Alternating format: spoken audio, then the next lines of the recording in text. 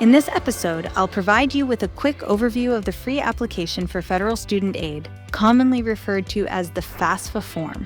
Submitting your FAFSA can help you qualify for several types of financial assistance, including grants, scholarships, work-study funds, and student loans. Financial aid can help make college more affordable, so it's important to fill out this form as soon as you're ready to apply to National University. The good news is that the FAFSA form has been simplified, and you should be able to complete it in about an hour. There's a link right on our website to get you started.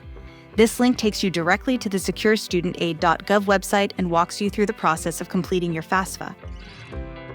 You'll need things like your social security number, an email address, and personal financial information. Pretty straightforward stuff, but if you get stuck or have a question, I or one of my colleagues is always available to help out. At National University, you'll never have to wing it alone.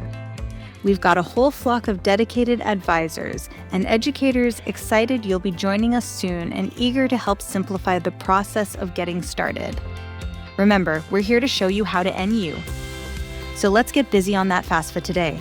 It might make a big difference in the cost of your education, and we can all use a little extra scratch in our nest eggs, right, Navi? See you soon on How to NU.